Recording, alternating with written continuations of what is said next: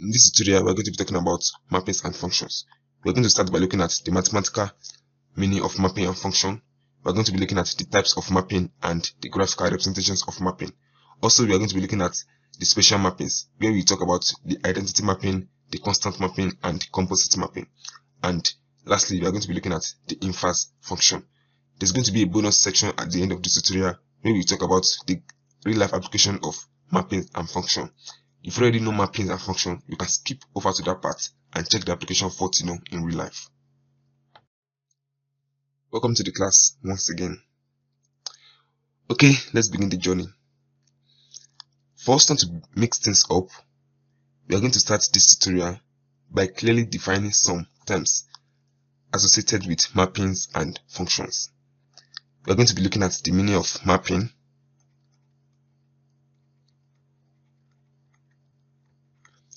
we're also going to be looking at the meaning of function,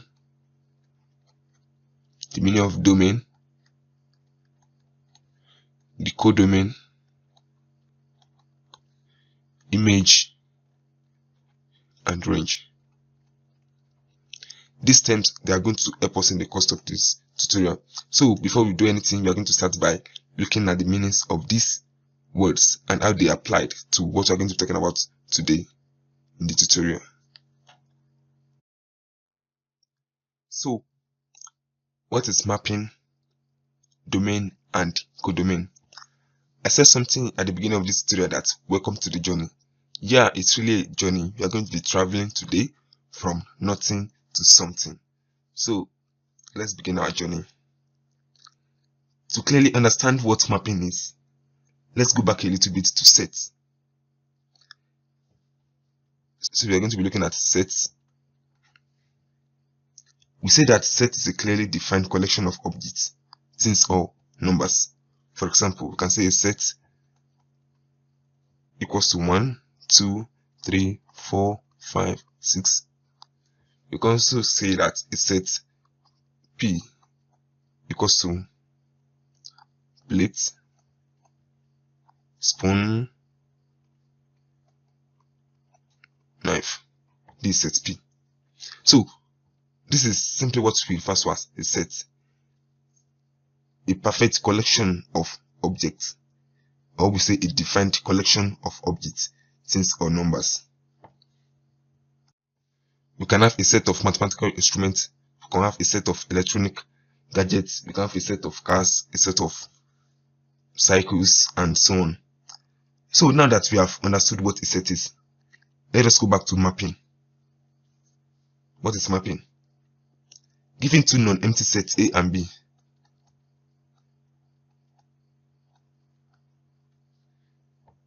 if there is a rule which assigns an element X, which is an element of A, a unique element Y, which is an element of B, then we called that rule mapping. Let me take that again. If there is a rule which assigns an element X, which is an element of A unique element Y, which is an element of B, and we say A and B must be non-empty sets. What we mean by non-empty sets? They are sets that contain elements. It ranges from 1 upward.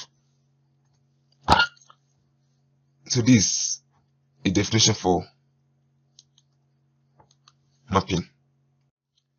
Let me illustrate it with an example. Given that we have a set A, let me change this, okay? We have set A to be equals to X, Y, Z, and we have set B to be equal to A, B, C. So if you have a rule which says that X, an element of set A, is for A, and Y, an element of set A, is for C, and the rule also states that Z, an element of set A, is for B. This can be in any pattern. It can be like Z is for A, Y is also for A, or anyhow the rule is. So we call this rule mapping. So if we have a set of presidents and we have a set of countries, if the rule says this country is for this president, so we can call that rule a mapping. So of these two sets, A and B, that we make mention of, if there's any rule that is controlling A and B, we call A the domain. Set A is called the domain and set B is called the codomain.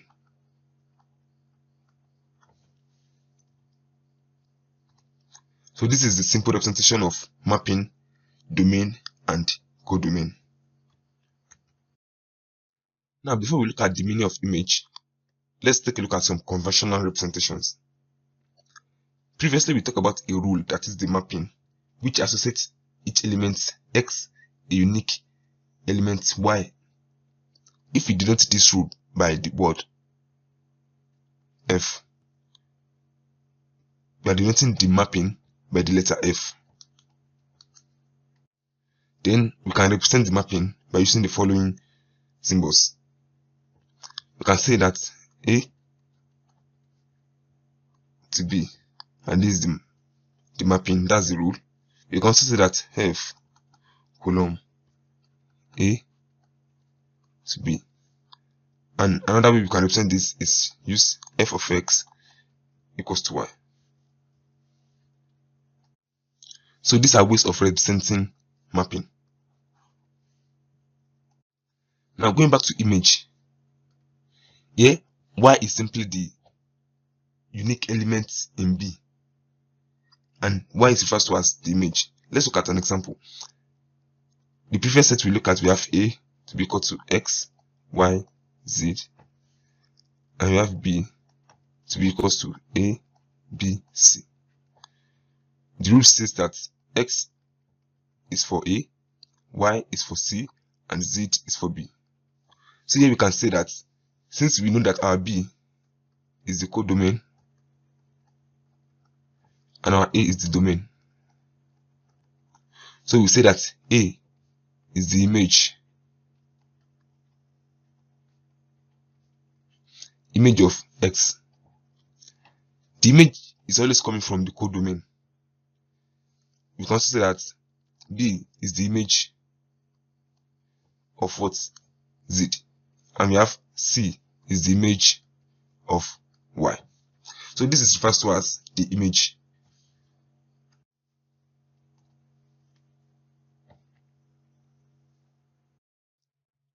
And finally, what is range?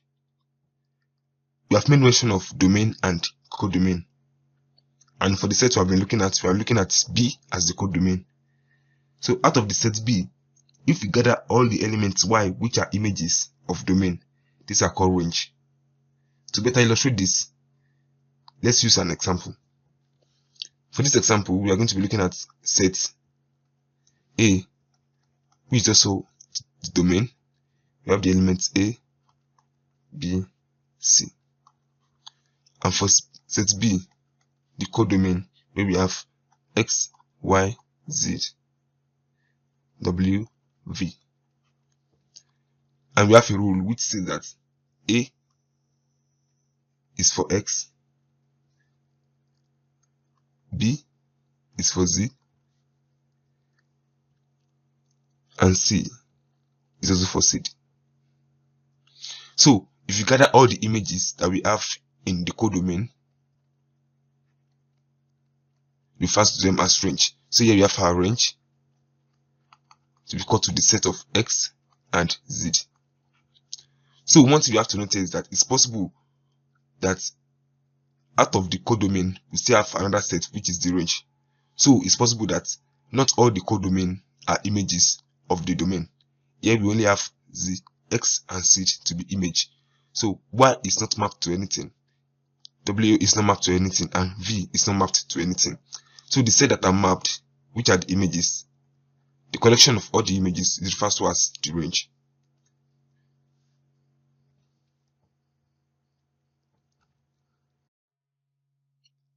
We are going to be using this example to illustrate what we have been talking about since the beginning of this tutorial. Given that a set A equals to this and set B equals to this, mapping is defined by the diagram that is shown below, this diagram. By the way, this diagram is called an arrow diagram. Okay, we are going to be talking about that later. That's just by the way. So the question asks us to show the domain, the codomain, the images, and the range. We can start by showing that the domain A equals to the set W, X, Y, and Z. And this is the domain. Here we have our domains. And we have seen that our function f is 0 that is guiding this relation. These two sets is being guided by the mapping f.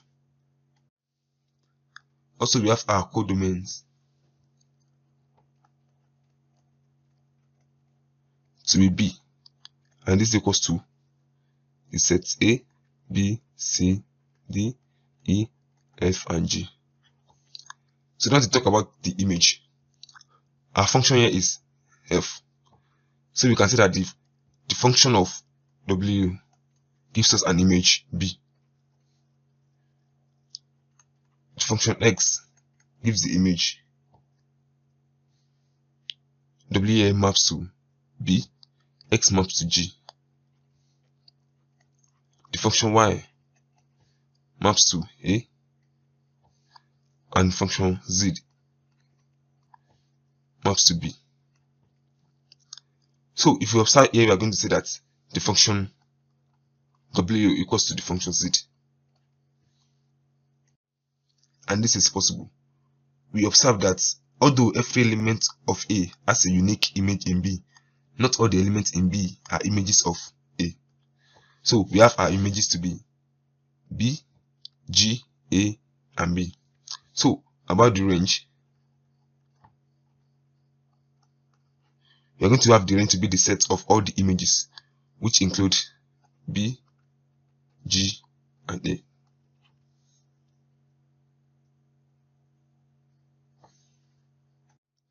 And that is it. This is how to get the domain, the codomain, the images, and the range. So now let's proceed with the tutorial. Before we move into functions, I have something for you. I want you to check this out, and feel free to pause this video and you can post your answers in the comment section below. Let X equals to K, N, and G. That's the set X, where K, N, and G represent Kenya, Nigeria, and Ghana respectively. And set Y equals to A, B, Y, K, and N, where A, B, Y, K, and N represent Accra, Abuja, Rwanda, Kinshasa, and Nairobi respectively. Let the mapping from X into the set Y be the capital city of. So your work in this is to draw an arrow diagram to illustrate this mapping, write out the domain, the codomain, the images, and the range. As an hint, let's write the capitals of these countries. The capital of Kenya is Nairobi. Nigeria, Abuja, and Ghana, Accra. So check this out, and I would like to see your answers in the comment section below. A function is simply a mapping whose codomain is a set of numbers. For example, let's look at this particular function. Here we have set X and set Y, which is being defined by a function f, and we have the element of set X being mapped to the element of set Y. Here we can have that the f of -2 equals to 4, the f of 4 equals to 16, and the f of 2 equals to 4. There are things to note in this diagram. We see that it is possible for multiple elements in the domain to have a single image in the codomain. For example, here 2 and -2 and 2, they have the same image, which is 4. We can also note that this particular function have a simple root, which is a square function. So we have our y equals to the square of x, or we simply say f of x equals to the square of x. Y and f of x represent the same thing. And this is what it refers to as a function. A mapping whose codomain is a set of numbers. Take for example, if you have a function f that is being defined as f of x equals to 4x plus 1. So if you have our domains to be 2, 3, and 1. So we can have the image of 2 to be equals to 4 multiplied by 2 plus 1. And this equals to 9. We can have the image of 3 to be equals to 4 multiplied by 3 plus 1. And this equals to 13. And the image of 1 equals to 4 multiplied by 1 plus 1. And this equals to 5.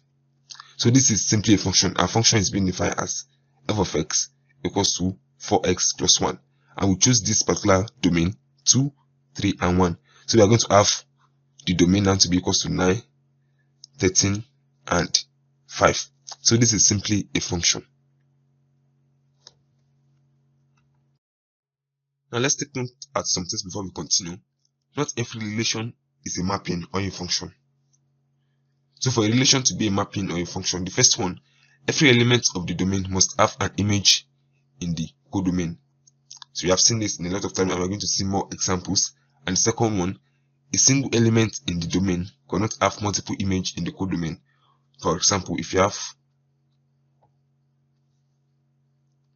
A and B, this equals to X and Y, and we have A, B, C as our codomain, which is defined by the mapping F.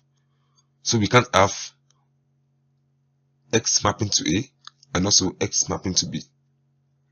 This is not a mapping, this is not a relation.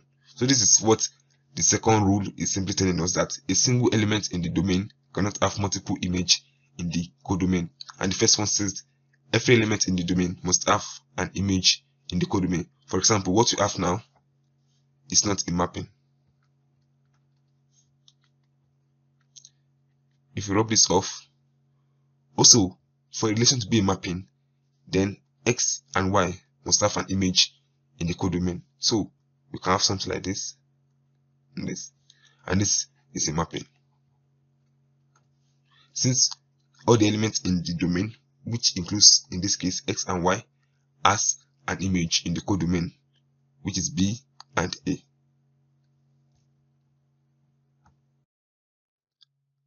Let's look at some examples to illustrate this point more.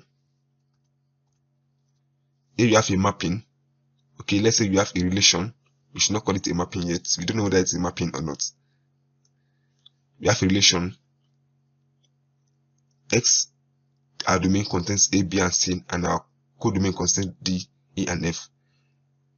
Is this a mapping or not? Now here, this is not a mapping. Why is this not a mapping? You can see that not all the elements in the domain has an image in the codomain. Here B is left out without having any image in the codomain. So here we say that this relation is not a mapping. Here we have another one, the mapping G, and here we have all our elements in the domain, and elements in the domain, they are all occupied. So we have image for all the elements in the domain. But there's one thing missing out here. For the element B in the domain, it has multiple image in the codomain, and this is not a mapping.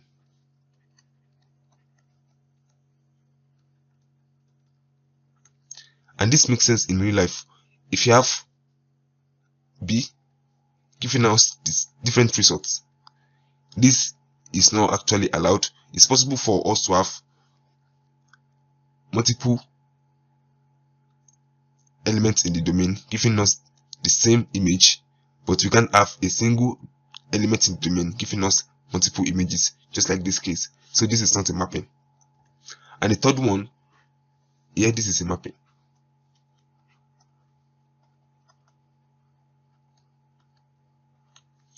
You can see here that all the elements in the domain has a representative in the codomain, that is the image. You have A belongs to E, B for G, C for F, and D for H, and we don't have anything that is contradicting this fact. So we can say that the third relation is a mapping. Now let's look at the types of mapping. The first one we're going to be looking at is the 1-1 mapping. Let f of x, that is the mapping of x, be the mapping that establishes the correspondence between set x and y. The mapping f is called 1-1 mapping if different elements in the domain x have different images in the codomain y. So this is it. The mapping f is called a 1-1 mapping if different elements in the domain x have a different image in the codomain y. One example to illustrate this is the mapping between a set of countries and the capital city. It is going to be one country for one capital city. So this is a 1-1 mapping since no two countries can have two capital cities.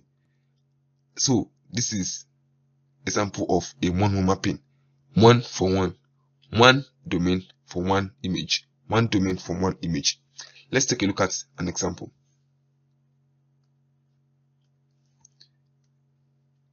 If you have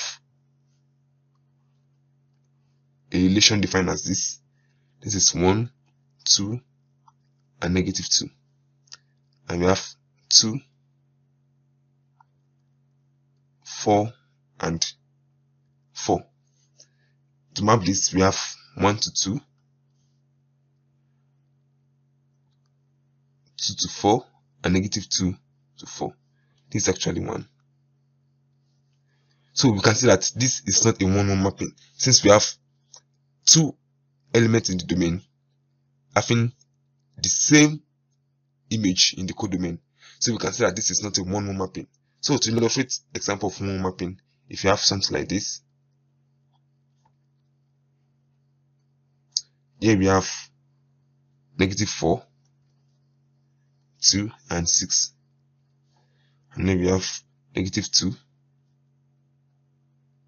10, and 18. So this maps to this, this to this, and this to this. So this is an example of 1-1 mapping.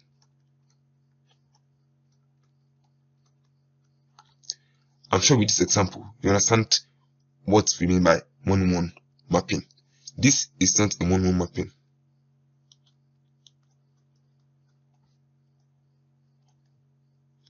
We have already established the cause because we have double elements mapping to a single image. So we can say this is not a 1-1 mapping and this is a 1-1 mapping. The second type is called onto mapping. If f is the mapping from set x to set y, we call the mapping f onto mapping if every element of the codomain is an image of at least one element in the domain. This is simple. We are going to illustrate this. It simply means that for a mapping to be an onto mapping, the set of codomain must be the range. Okay, how do we illustrate this? Enough of the talking. Let's say we have a relation defined as this. We have A, B, C, D as the set of our domain X, and we have the codomain Y to be A, B, and C. You know what? I'm going to use another element here, E, F, and G. So our A maps to E, B also maps to E, C maps to G, and D maps to F. Here we can call this mapping an onto mapping. Since all the elements in our codomain Y represent at least a single element in the domain. So if I have to write out the codomain, this equals to Y and this equals to E, F, G. And also if I have to write out the range, it's going to be E, F, G. So we call this type of mapping an onto mapping if all the elements in the codomain, they are being occupied or they are an image of at least a single element in the domain. If you check this out, if you have something like this, A, B, C, D, and we have the set of the codomain to be E, F, G. So if you have this, maps to this maps to this,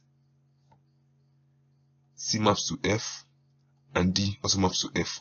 So this is not an onto mapping. Why? Because we have an element here which is not occupied. It's not representing anything in the domain. This is not an image of any element of the domain. So we can say that this mapping is not an onto mapping. Oh, but let me ask us a question. How has been the journey that we have been so far? Okay, now we're going to be looking at the graphical representations of mapping. How do you represent mapping using graphics? The first one we're going to be looking at is the arrow diagram. And this is what we have been looking at right from the beginning of this tutorial. The arrow diagram. An example is simply this. If you have something like this, A, B, C, and you have D, E, F as a set of the codomain, this maps to this maps to this, and this maps to this. So this is an example of arrow diagram. From an arrow diagram, it is very easy to determine whether or not a mapping is one or onto. The range of the mapping can also be determined easily if you are using an arrow diagram. The second one is the parallel axis.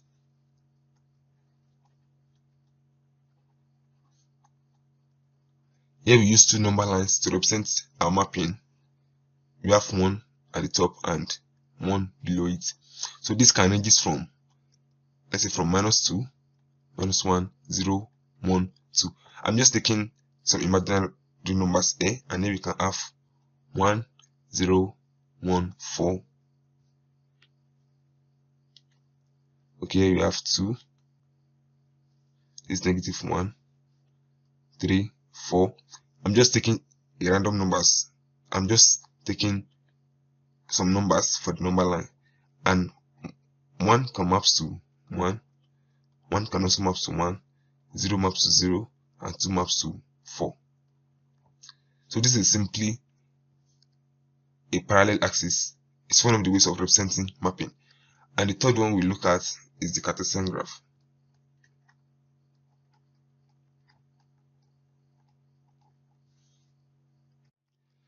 It is simply a way of representing mapping on a graphical sheet or on a graph paper. Take for example, if you have a mapping f of x, which is defined by f of x equals to 2x, and you have our domain that ranges from -2 to +2. So here we can have our x, which is the set of the domain, to be -2, -1, 0, 1, 2, and we have our y, which are images to be, since our function is being defined as f of x equals to 2x, here we are going to have -4. If we substitute -2 into the function, here we are going to have -2, here we have 0, here we have 2, and then we have 4. So to represent this on a Cartesian graph, we are going to have a graph here. So I will take the appropriate ranges. You have taken 1, 2, 3, 4 for everything. -1, -2, -3, and -4. Here I'm taking -1, -2, -3, -4. And also we have 1, 2, 3, 4. So we just simply plot this graph. -2 to -4. Yeah, something like this. -2, -1 to -2, I have something like this. 0 to 0, I have something like this. 1 to 2, and 2 to 4. And joining these points, I'm going to have a linear graph. So this is an example of representing mapping on a Cartesian graph. So you've talked about 3 ways of representing mapping: the arrow diagram, the parallel axis, and the Cartesian graph. Alright, we have been talking. Now let's look at some examples. Here we have an example here. our function f of x is being defined as 2x plus 1. It's a mapping defined on the set of real numbers. Determine the image of 1 and 5. This is the question. Determine the image of 1 and 5. Here, this is the definition of our mapping. We can also write this as f of x equals to 2x plus 1. Or we simply say y equals to 2x plus 1. So, we have to look for the image of 1 and image of 5. So, we simply substitute 1 and 5 into this function. So, the image of 1, this is f of 1, will be equals to 2 multiplied by 1 plus 1. And this is equals to 3. The image of 5, that's f of 5, will be equal to 2 multiplied by 5 plus 1, and this equals to 11. So the image of 1 equals to 3, and the image of 5 equals to 11. So that's simply as it is. The second example, we have determined the zeros of the function defined by f of x equals to 2x minus 2, and the second one, f of x equals to 4x minus 3. What do we refer to as zeros of a function? This refers to the value of x, or we say the value of the image, if we substitute the answer to be equal to 0. So, to find the value of this, we are going to substitute f of x to be equal to 0. So, we can say for the first part, 2x minus 2 equals to 0. This is 2x equals to 2, and x equals to 2 divided by 2, and this equals to 1. So, the zeros of the first function is 1. The second function, we have 4x minus 3 equals to 0, and 4x equals to 3, and x equals to 3 divided by 4. And we have the zeros of the second function to be equals to 3 over 4. So by now, I'm very sure you can do this with finding the zeros of a function and how to find the image of a particular set. Let's now talk about some special mappings. We have talked about the 1-1 mapping, we have talked about onto mapping. Now this type of mapping, they are special, they are not like onto, and they are not like 1-1. Some of this mapping combine the properties of 1-1 and onto to form their own particular type of mapping. And the first one we're going to be looking at is called the identity mapping. It is 1-1 and also onto. It must have a unique property that the domain, the codomain, and the range are equal. Mention that again. The domain, the codomain, and the range, they must be equal. So let's take, for example, this relation. Here we have a mapping. X is our domain and Y is our codomain. So we have the domain here to be equals to 3 elements. The codomain also 3, and the range also 3. It's not actually about the 3, but you can see that it is a 1-1 mapping because every element of the domain has a unique image in the codomain, and also it's an onto mapping because all the codomain is also the range. So we call this type of mapping an identity mapping.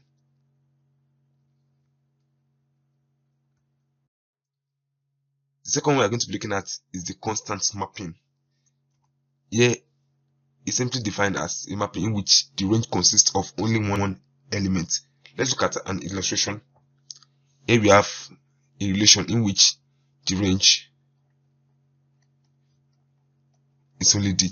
So out of the 3 elements that we have in the codomain, which includes D, E, and F, we have only D as the image of all the 3 elements of the domain. So this type of sets are referred to as a constant mapping. This type of mapping are referred to as constant mapping. The simple rule guiding this is that for all the elements of the domain, there must be only one constant image. The third one we are going to be looking at is the composite mapping. We are going to be talking more on this compared to the previous special mappings that we discussed. If you have 2 mapping in which f of x is mapped to y and g of z, is mapped to y, and that the codomain of f is the domain of G. Let's look at it in an illustration. If you have a relationship as this, A, B, C, D, and this maps to the codomain E, F, G, H. So this is our X and this Y, the codomain by rule F.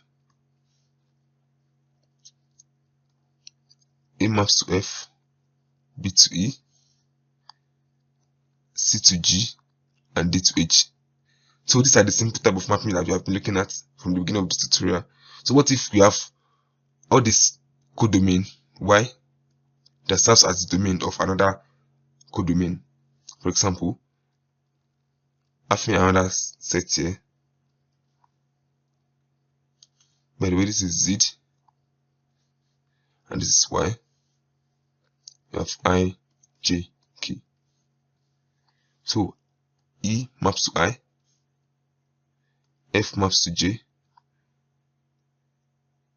also H maps to J, and G maps to K. So this type of mapping is referred to as composite mapping. So F used X to produce Z, and G takes Z to produce Y. To show some representations here, we can say that G of F of A equals to G of F. It means G of F of A equals to G of F, and this equals to J. Also, if you have G of F of C, here we have G of F of C, which equals to G, that is G of G, and this equals to K. So we can see that this is referred to as a composite mapping. We can also have more than two. We only have F, G, we can have F, G, H. By the way, these are the conventionals of representing functions F, G, and H. So introducing an example here will do us more good.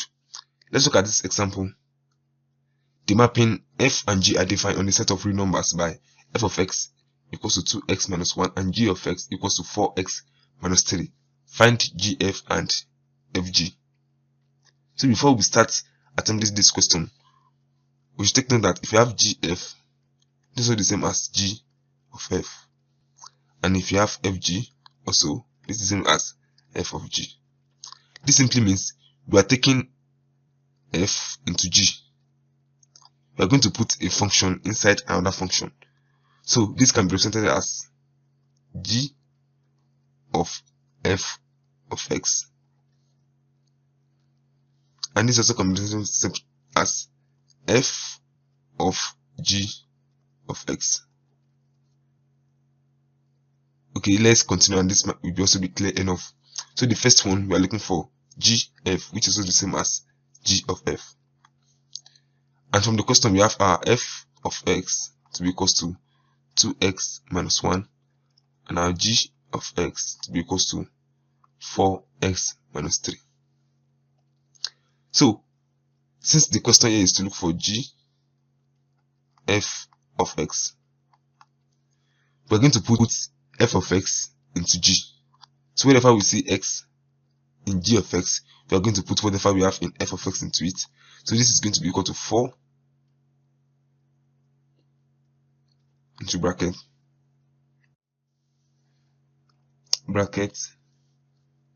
our X now is now 2x minus 1. We are done for this part, minus 3. And this will be equal to, opening this bracket, we have 8x minus 4 minus 3. And this equals to 8x minus 7. And this is our GF, which equals to GOF, equals to 8x minus 7. Hope this is clear enough. The second one, which is FG, the same thing as FOG or we say f of g of x. So we still have our f of x to be what it is, f of x equals to 2x minus 1, and our g of x equals to 4x minus 3. So here we simply put g of x into f of x.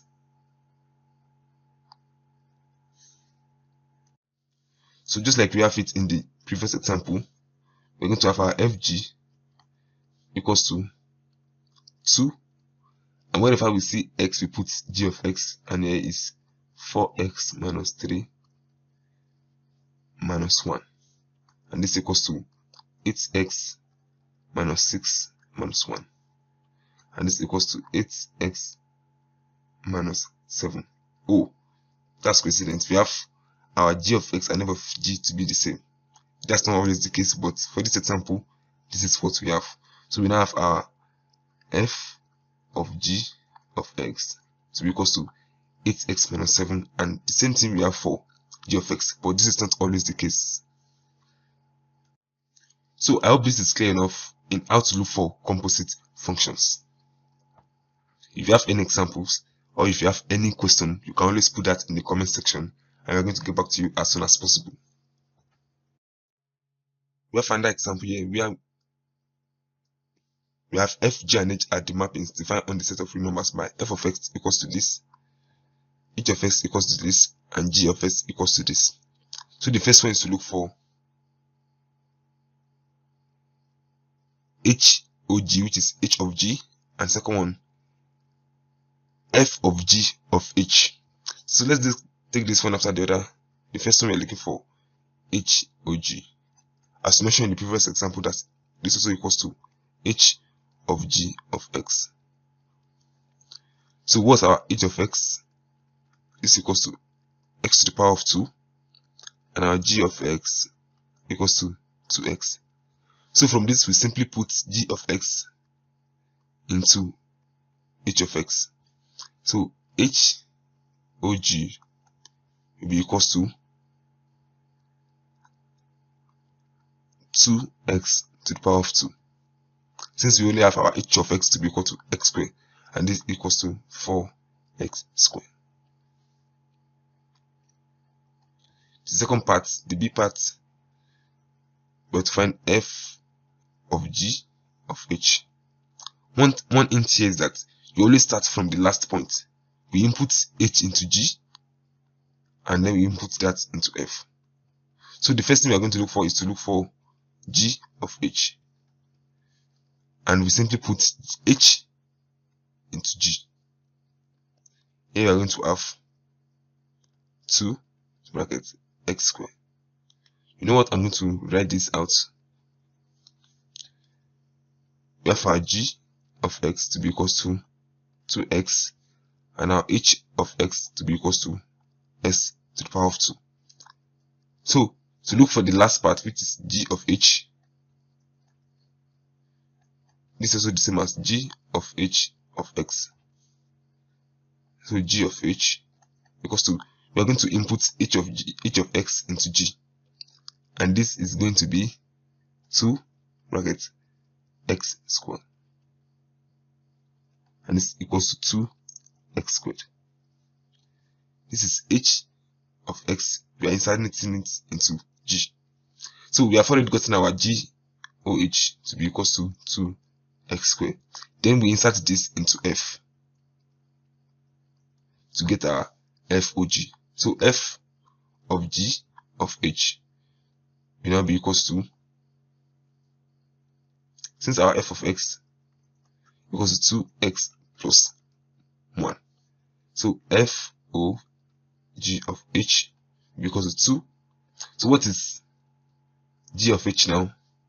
That equals to 2x squared plus 1, and we have the answer here to be 4x squared plus 1. So we have f of g of h equals to 4x squared plus 1.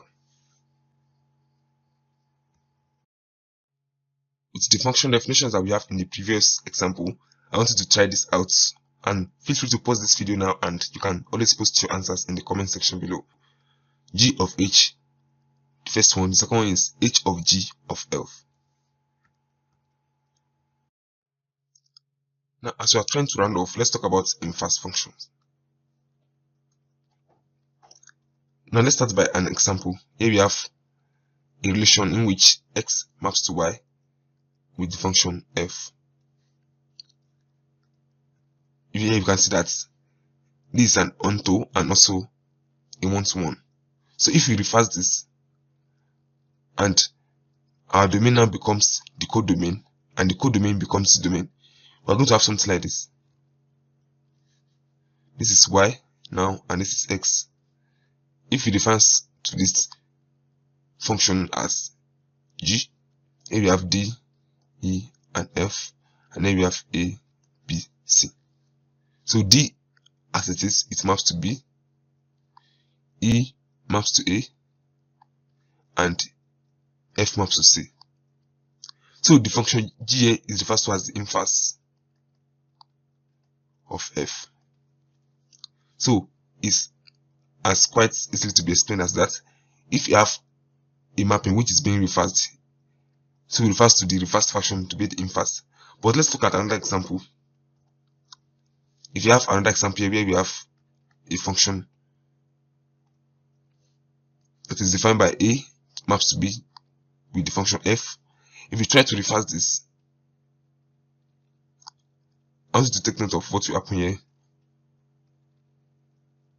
So we now have our domain to be the codomain. Here we have b and we have a. If we define the function as g, so we are going to have 18, 0, and 2, and then we have -2, 0, 2, and 6.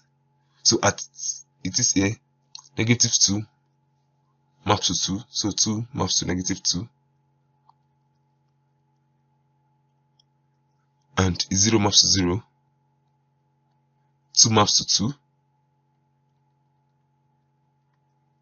and 6 maps to 18. Now, if you study this particular function very well, we can see that this is not a function. This relation is not a function. How do we say that? We have looked at the qualities of a function, or what makes a particular relation a function. Here we have something that should not happen. We have a single element of the domain which is being mapped to 2 images. Here 2 maps to -2 and also maps to 2. So this must not happen. So that means it's not all mappings that can have an inverse. So what is now the condition which makes a mapping to have an inverse? The function f has an inverse if it is both 1, 1, and onto. For example, what we have here. This is an identity mapping. That is, it is 1, 1, and it's also what? Onto. So if you have a particular mapping that is not 1, 1, and onto, it won't have an inverse. So that is simply refers to as the inverse of the matrix. Sorry for that, inverse of a function.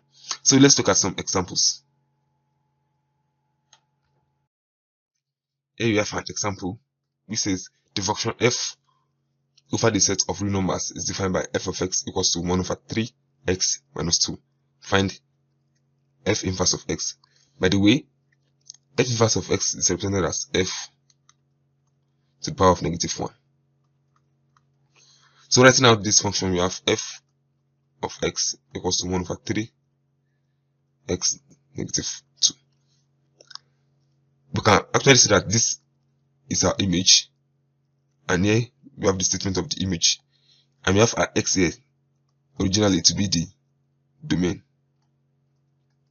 Originally we have f of x, which is the image. So if you are looking for the inverse, our aim here is to make x to become the image and f of x to become the domain. And we also know that y equals to f of x. So we can say that y equals to 1/3 x minus 2. So to make this possible, we are going to make x to be the subject of the formula.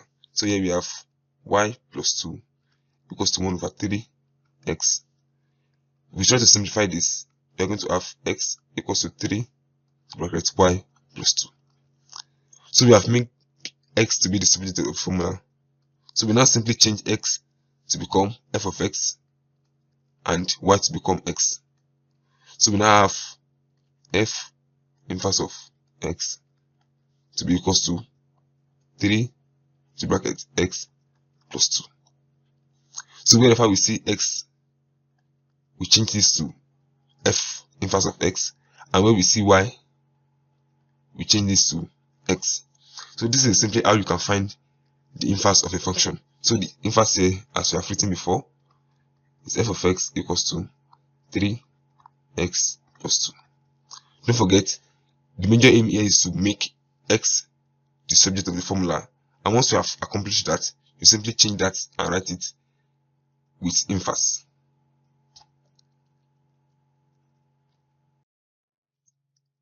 We have another example here. Given the function f of x equals to 5x minus 3, find f inverse of minus 1. We can write that our function will be equal to y equals to f of x, which equals to 5x minus 3. So as our aim is to make x the subject of the formula, and we can write that as y equals to 5x minus 3. Y plus 3 equals to 5x. And x equals to 5y plus 3 divided by 5. So here you have already gotten the inverse of the function. So we now have inverse of x to be equals to x plus 3 over 5. So we have changed x to inverse and y back to x. So the question says we should look for the inverse of -1, which is f inverse of -1. So here we simply substitute our x to be equals to -1. So we now have -1 plus 3 over 2. And this equals to 4 over 5. And this equals to 2 over 5. So this is our answer here, which is the f inverse of -1. Congratulations, we have reached the end of this tutorial. In this tutorial, we started from nothing till we reach something.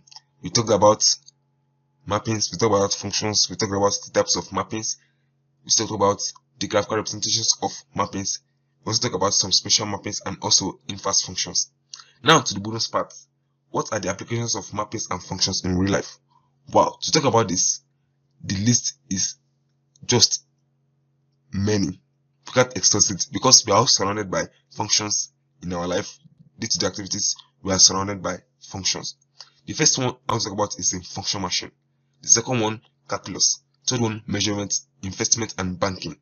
This is only limited to this 4. There are lots of applications out there. As we have seen from examples, if you want to do some investments, you give this to get this out. So your return is like the image, and what you put in is like the domain. I put 4, you get 8. I put 8, I get 16 back. That's simply a function of f of x equals to 2x. Just forget about that. So you put 10, you get 20. That's simply application of function and mapping in our day-to-day activities. So you can still check more on this. Check around you. You're going to find the application for function or mapping. And now that the journey has ended, we have an exercise here. Try to solve this, and the answers are also given below. If there's any question that arises throughout the course of this tutorial, feel free to reach out to us from the comment section below, and we're going to get back to you as soon as possible. So try to solve this. Check this out. If you have any question, the comment is always there for you. So I'm going to leave this for quite a while if you want to solve this out and write out the answers. So if you like this video, don't forget to like and share, and I'll see you in the next tutorial. Bye.